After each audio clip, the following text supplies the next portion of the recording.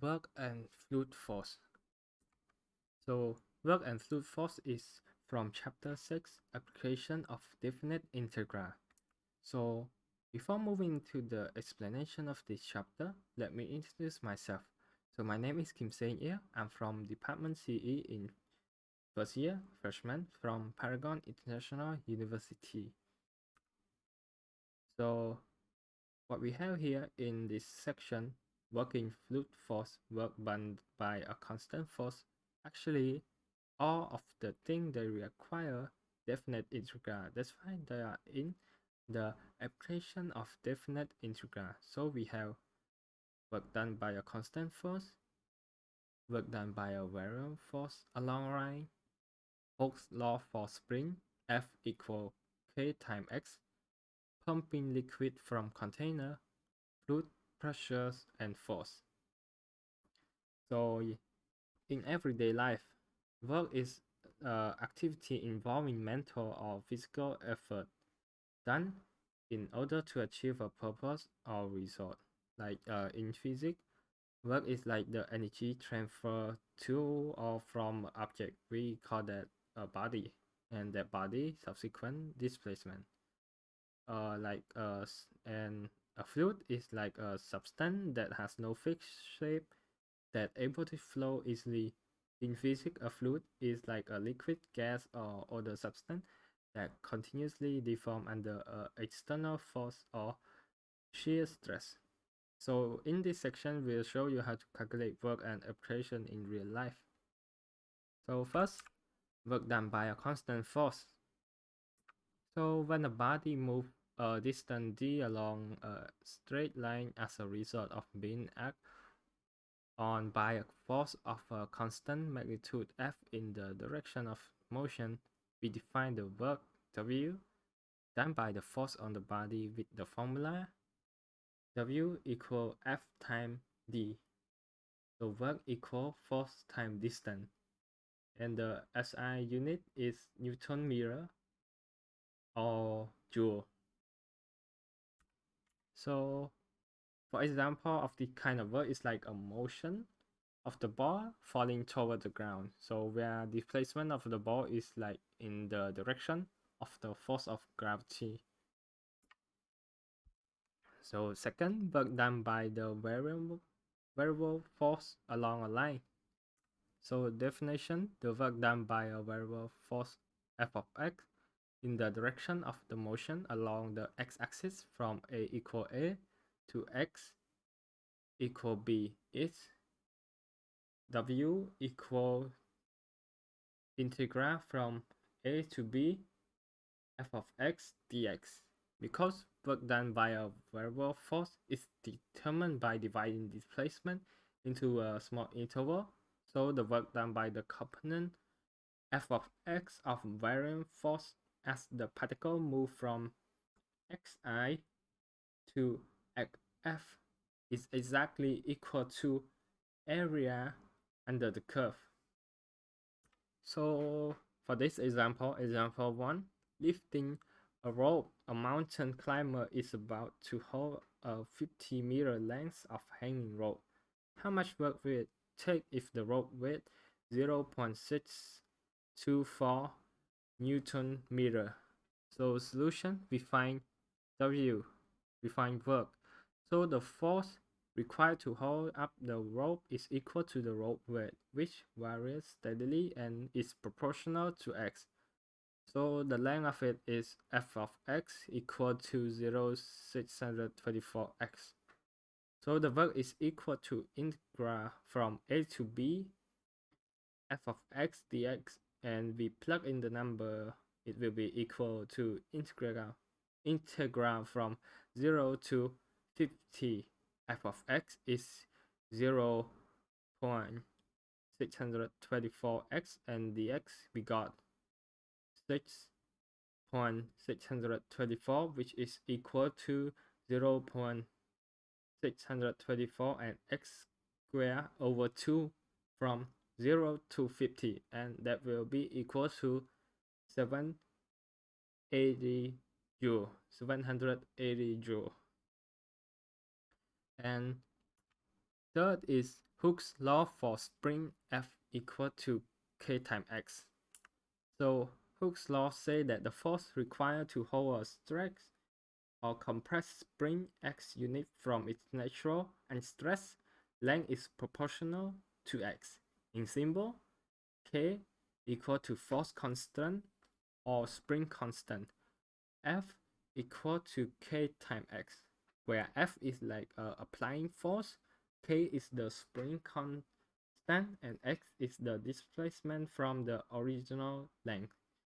So example 2, spring constant. So it took 1,800 joule of work to stretch a spring from its natural length of 2 meters to a length of 5 meters. Find the spring force constant. So solution, we are finding K. So we are given a spring of the original length is 2 meters, and when we apply some force, it will stretch to 5 meters.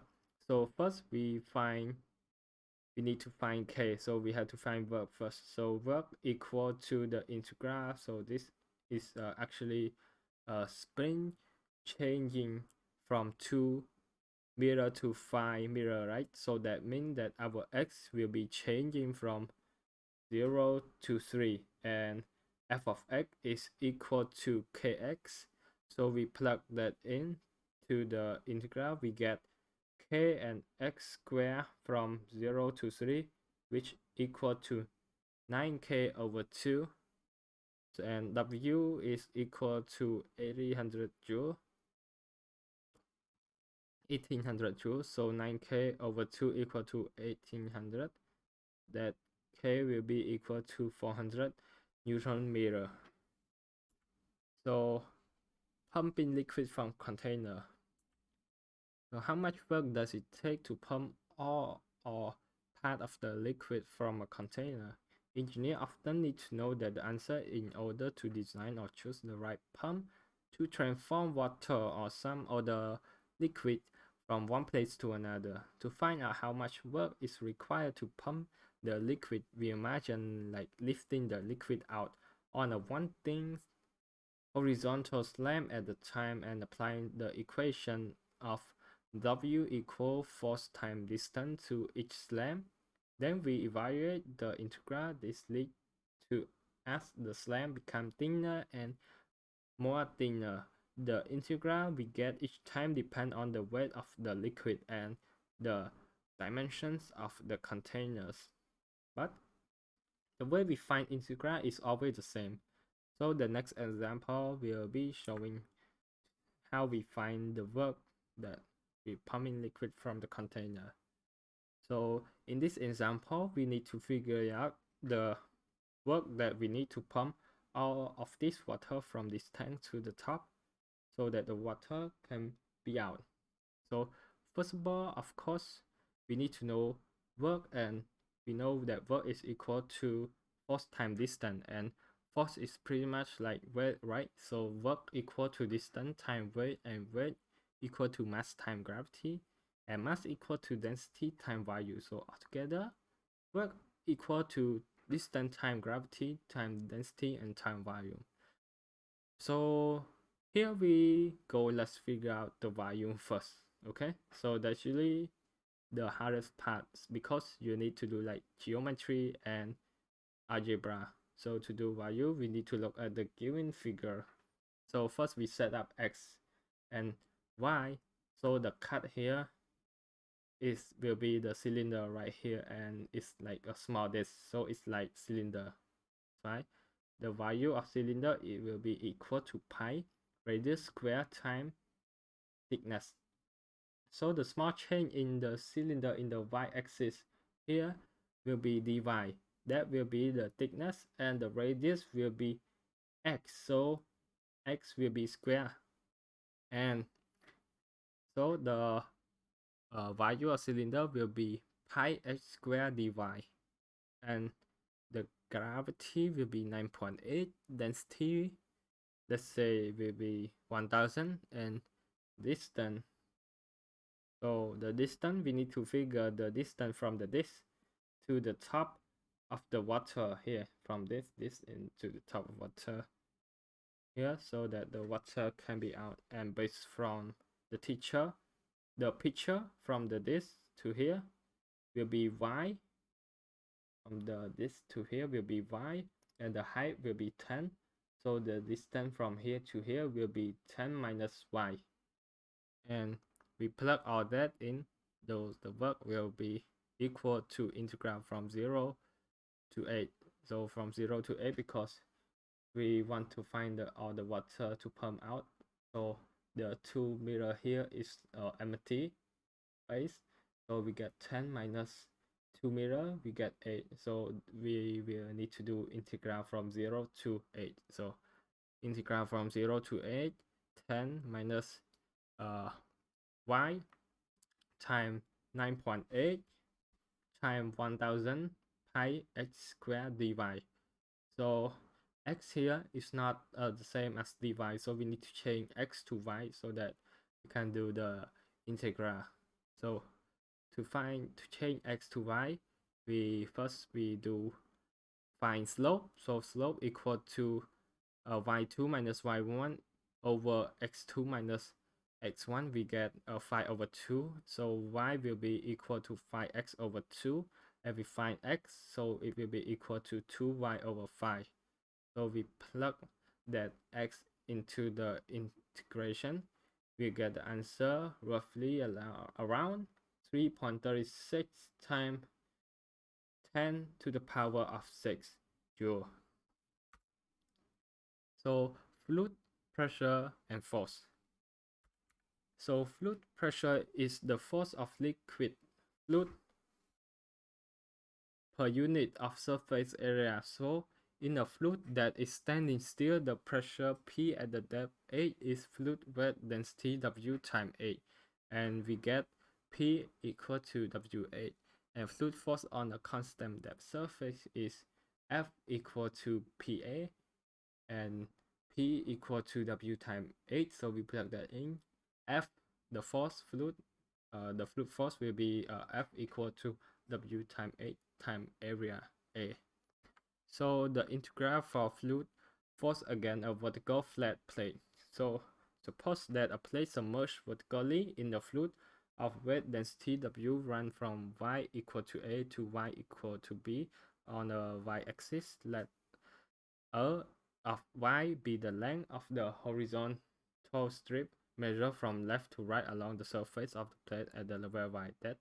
Then the force exerted by the fluid against one side of the plate is F equal to integral from A to B W times depth times length dy.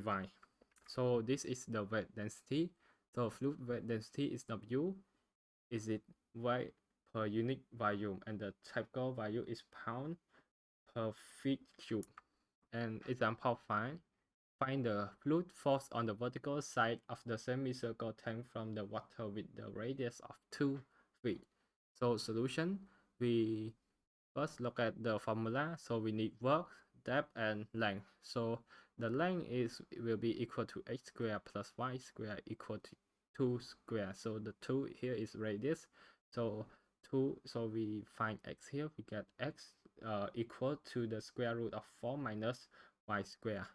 So the work, so the W here is not the work. The W here is the weight density of the water. So the weight density of the water is 62.4. We plug that in.